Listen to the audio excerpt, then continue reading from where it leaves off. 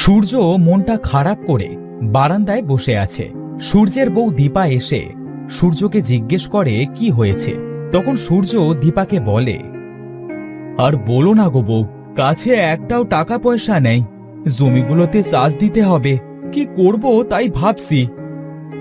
আরে অত ভাবির কি আছে বলো তো? আমাদের ঘরে তো একটা লাঙল আছেই, ওটা দিয়েই বরং এবার চাষ করো।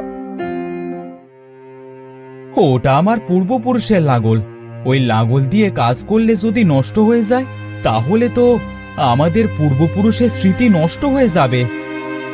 আরে তুমি কি পাগল নাকি? ওই লাঙলটা যদি নষ্ট হবার হতো তাহলে তো অনেক আগেই নষ্ট হয়ে যেত। তুমি এবার লাঙলটা দিয়ে জমিতে চাষ দিয়ে দেখো না, নিজেদের যেটা আছে সেটার জন্য অন্যদের টাকা কেন দেব? তা অবশ্য তুমি ঠিকই বলেছো, আমি তাহলে লাঙলটা বার করে আনি, কেমন?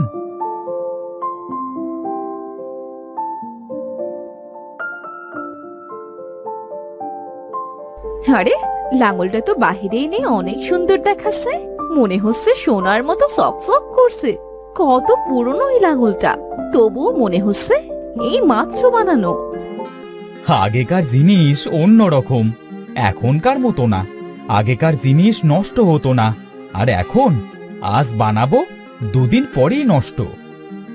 হয়েছে হয়েছে, আর তো তোমার পূর্বপুরুষদের জ্ঞান দিতে হবে না, আছে তো এই একটা লাঙল, তাই নিয়ে এত কথা। এটাকে তুমি সাধারণ লাঙল মনে করো না বউ, বাবাকে দেখতাম এই লাঙল দিয়ে চাষ করলেই 3 গুণ ফলন হতো। হয়েছে হয়েছে, আর ভাব নিতে হবে না, এবার যাও তো তুমি, তোমার আজাইরা কথা আর ভাল লাগছে না। বউয়ের কথা শুনে সূর্য মাঠে চলে যায় লাঙল নিয়ে।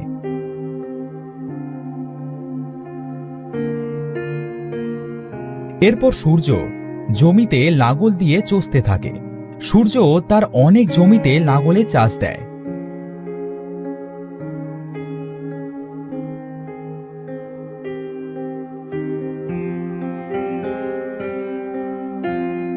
আমার সবগুলা জমি চষা শেষ হলো, এবার জমিতে ফসল লাগানোর পালা।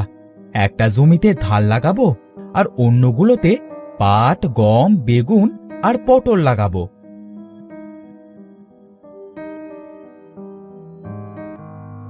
কি হলো ভাই, এবার নিজে নিজে জমিতে লাঙল দিচ্ছ দেখছি।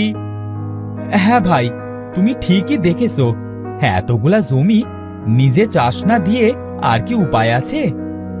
তোমার লাঙলটা তো অনেক সুন্দর, আরে ঝকঝক করছে দেখছি। ঠিকই বলেছো ভাই।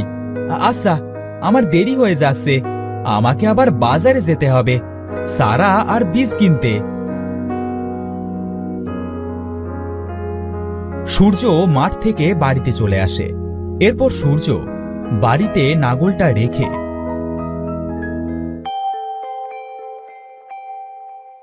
বাজারে চলে যায় ধান, গম, পাট আর সবজির চারা আর বীজ আনতে।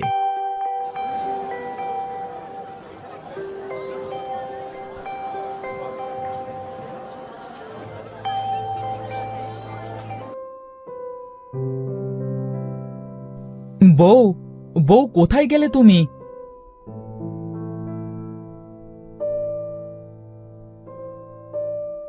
এই বীজ আর চারাগুলো তুলে রাখো, চারাগুলো পানিতে রাখবে যাতে শুকিয়ে না যায়, কাল সকালেই এগুলো রোপণ করব।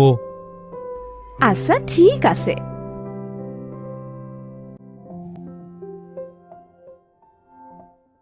সূর্যের কথা মতো দীপা বীজগুলো তুলে রাখে আর চারাগুলো অল্প অল্প পানিতে রেখে দেয়। পরের দিন সূর্য চারা আর বীজগুলো মাঠে নিয়ে গিয়ে রোপণ করে।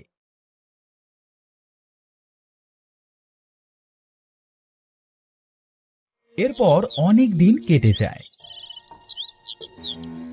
হবু, তোমার কথাই তো সত্যি হলো গো, আমরা তো অনেক টাকার বেগুন আর পটল বিক্রি করলাম, তবুও তো শেষ হচ্ছে না। ধান, গম, পাট সেও তো তেমনি, অন্যদের থেকে 3 গুণ হয়েছে। সূর্য ভাই, তুমি কি কি সার দিয়েছো গো তোমার জমিতে? এই এত সুন্দর ফসল কিভাবে হলো তোমার? যেমন হয়েছে ধান, গম, পাট, তেমন হয়েছে তোমার পটল, বেগুন। তুমি তো এবারে ধনী হয়ে যাবে। আমি তো কোনো সার দিইনি, টাকার অভাবে। সার দাওনি? তাহলে এত ফসল হলো কিভাবে? সত্যি বলছি ভাই, কেউ যদি 10 বিঘা জমিও করতো তাহলে তোমার মতো ফসল হতো না। আচ্ছা, আমি তাহলে আসি। হ্যাঁ,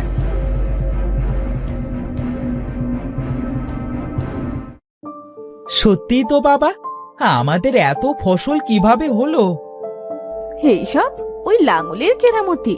আগে জানলে তো ওই লাঙল দিয়েই জমিতে চাষ দিতাম। বাবা, ও বাবা, তাহলে কি আমাদের নাগলটা জাদুর নাগল? জানি না রে বাবা, আমার বাবা বলেছিল নাগলটা যত্ন করে তুলে রাখতে। আমার নাকি অনেক কাজে আসবে, কিন্তু কি কাজে আসবে সেটা বলেনি। আগেই বাবা মারা গিয়েছিল। বুঝতে পেরেছি বাবা, দাদু ভাই মনে হয় নাগল সম্পর্কে তোমাকে অনেক কথাই বলতে চেয়েছিল, তার আগেই দাদু ভাই মারা গেছে হয়তো। আচ্ছা বাবা, এখন মাঠে চলো তো আমার সাথে, ফসলগুলো সব পেকে গেছে, কাটতে হবে। আচ্ছা বাবা, তাহলে চলো। সূর্য আর দীপ মাঠে যায় ফসল কাটতে।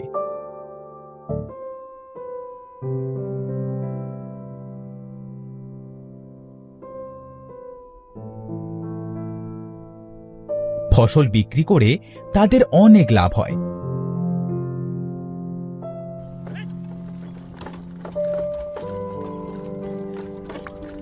এভাবে 2 বছর চলে যায়। নাগল দিয়ে চাষ করলেই প্রতিবারে অনেক ফসল হয়। এসব দূর থেকে এক ডাইনা দেখে। আমি এই 2 বছর ধরে খেয়াল করছি, কৃষক এই লাঙল দিয়ে চাষ করলেন, তার ফসল অন্যদের থেকে 3 গুণ বেশি হয়। তাহলে কি এই সেই লাঙল যেটা আমি এতদিন খুঁজছি? আমাকে কৃষকের সাথে কথা বলতেই হবে। ডাইনি মানুষ রূপ ধারণ করে সূর্যের কাছে যায়।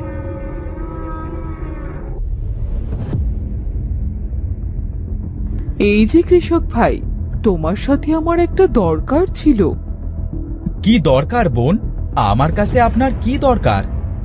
তোমার এই লাঙলটা আমার খুব পছন্দ হয়েছে, আমার কাছে বিক্রি করবে? আমি তোমাকে অনেক টাকা দেব, যেটা দিয়ে তুমি সারা বছর বসে খেতে পারবে। না বোন, এই নাগলটা আমি বিক্রি করতে পারবো না। এটা আমার পূর্বপুরুষের সম্পদ। তোমাকে অনেক টাকা দেব, ভেবে দেখবে কেমন? আমার বাবার স্মৃতি, এটা কখনো কাউকে আমি দেব না। তাছাড়া এটার জন্য আমি অনেক টাকার ফসল বিক্রি করতে পারি। এই নাগলটা আমার কাছে আমার সোনার নাগল। এই লাঙলটা যে আমি চুরি করে নেব বা জোর করে নেব, সেই সামর্থ্য তো আমার নেই। আমার পূর্বপুরুষেরাও এই লাঙল নিতে ব্যর্থ হয়েছে। আমাকে অন্য সকল ডাইনির সাথে পরামর্শ করতে হবে। আপনি কি কিছু ভাবছেন? আমি তেমন কিছু ভাবছি না। আচ্ছা, তাহলে আসি এখন আমি। ডাইনি সেখান থেকে চলে আসে আর তার আস্তানায় যায়। এরপর সেই ডাইনি অন্য সকল ডাইনিকে ডেকে পাঠায়। সকল ডাইনি এক জায়গায় হলে কৃষকের কাছে যাওয়া ডাইনি বলে, শোন সকল ডাইনিরা, আমি সেই লাঙলের খোঁজ পেয়েছি, যেটা দিয়াজ কৃষকের নাতি সূর্যের কাছে আছে। তাহলে তো এবার আমরা লাঙলটা নিতে পারবো। আমরা এবারও সেই লাঙলটা নিতে পারবো না, কারণ সূর্যও লোভী নয়। সে আমাদেরকে লাঙলটা দেবে না। দিয়াজ কৃষকের রক্তের কেউ ছাড়া অন্য কেউ ওই লাঙলে হাত দিতেও পারবে না, যত সময় তারা নিজের ইচ্ছে না দেবে। আমাদের কৃষক সূর্যকে আরো লোভ দেখাতে হবে। দেখি শেষ পর্যন্ত লাঙলটা আমাদের কাছে আসে কিনা। ডাইনারা আরো অনেক আলোচনা করে। তাদের এই আলোচনা দূর থেকে এক জাদুঘর শুনতে পায়। এই নাগলটা তো আমারও খুব প্রয়োজন, আমাকে ওই কৃষকের সঙ্গে দেখা করতে হবে। জাদুকর সূর্যের কাছে যায় আর সূর্যকে বলে, ভাই সূর্য, তুমি কি বাড়িতে আসো? কে আপনি? আমি তো আপনাকে চিনি না। তুমি আমাকে চিনবে না। আমি তোমার কাছে তোমার নাগলটার জন্য এসেছি। আমাকে তোমার নাগলটা দাও না, তার বিনিময়ে আমি তোমাকে অনেক সোনা মোহর দেব। তোমার ঘর রাজপ্রাসাদের মতো করে দেব। ভাই, আমার এত কিছুর প্রয়োজন নেই। ওটা আমার কাছে সোনার নাগল, ওটা আমার স্মৃতি, ওটা আমার সম্পদ। আমি কাউকেই দেব না।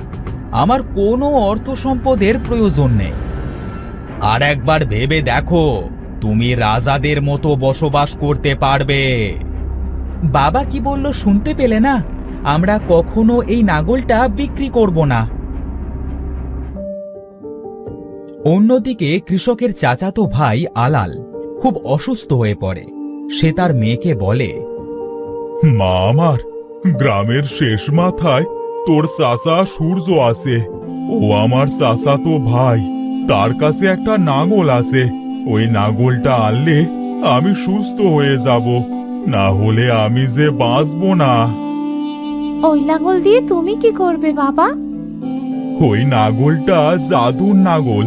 আমার দাদু আমার বাবাকে ত্যায্যপুত্র করেছিল নাঙলটা খারাপ কাজে লাগানোর জন্য। এখন যে ওটা ছাড়া আমি বাঁচবো না রে মা। যে করেই হোক নাঙলটা নিয়ে আসবার ব্যবস্থা কর। লাঙলের ব্যবহার কি তুমি জানো বাবা? হ্যাঁ রে মা, বাবা আমাকে শিখিয়ে দিয়ে গেছে। ঠিক আছে বাবা, আমি লাঙলটা চুরি করে হলেও আনবো, কিন্তু তোমার কিচ্ছু হতে দেব না। আলিয়া নাগলটি নিতে বাড়ি থেকে বের হয়।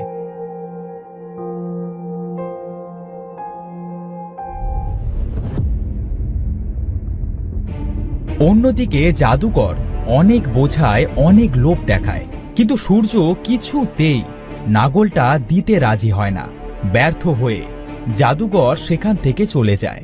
পাশ দিয়ে দুটো ডাইনি তাদের সব কথা শোনে। আমরা এসেছিলাম সূর্য কৃষকের কাছে, কিন্তু সে তো কিছুতেই লাঙলটা কাউকে দিতে রাজি হচ্ছে না। এবারও কি তাহলে আমরা ব্যর্থ হলাম? আমরা তাহলে আর সূর্যের কাছে যাব না। যে কি লাভ? দেখিস না, ওই জাদুকর রায়হান সূর্যকে কত লোভ দেখালো, কিন্তু সে তো কিছুতেই রাজি হলো না। আমাদের এখানে থেকে কোনো লাভ নেই, চল ফিরে চল। ডাইনিরা সেখান থেকে চলে যায়। আলিয়া বলে, ওই লোকটা তো এত লোভ দেখালো, তবুও লাঙলটা দিলে না, আমাকেও দেবে না। এবার তাহলে আমাকে লাঙলটা চুরি করেই নিতে হবে।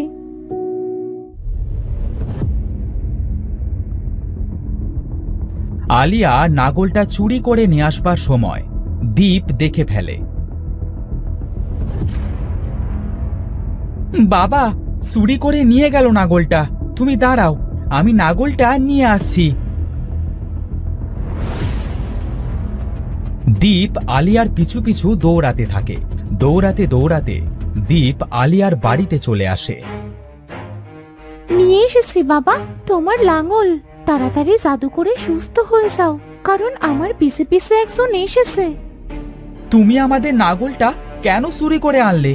ফিরিয়ে দাও, ফিরিয়ে দাও আমার নাগলটা।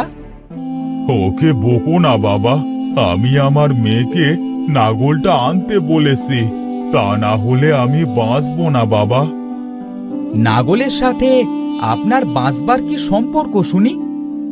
এটা সাধারণ নাগল নয় বাবা, এটা আমার দাদুর কাছে সোনার থেকে দামি ছিল, কারণ এটাই জাদুর নাগল। একে যা বলা হয় তাই করে।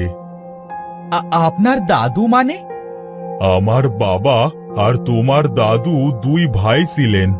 আমার বাবাকে তোমার দাদু ত্যায্যপুত্র করেছিলেন, কারণ নাগলটাকে সে অসৎ কাজে লাগাতে চেয়েছিল। মরবার সময় সে তার ভুল বুঝতে পেরেছিল, আর আমাকে নাগল ব্যবহার শিখিয়ে দিয়েছিল। তার মানে আপনি আমার শাশু? আমি না বুঝে বেয়াদবি করে ফেলেছি। শাশু, আমাকে মাফ করে দিন, আর আজ থেকে আমরা সকলে একসাথে থাকবো। শাশু, আপনার শরীরটা খারাপ, আপনি নাঙল ব্যবহার করে আগে সুস্থ হয়ে নিন। নাঙল ব্যবহার করে আলাল সুস্থ হয়ে যায়। দীপ আলালদেরকে তাদের বাড়িতে নিয়ে যায়। দীপ তার বাবাকে সব বলে। ভাইকে পেয়ে সূর্য অনেক খুশি হয়। তারপর তারা দীপ আর আলিয়াকে বিয়ে দিয়ে একসাথে থাকতে শুরু করে। আলাল নাঙলটি সঠিকভাবে ব্যবহার করে অনেক ধনী হয়ে যায়।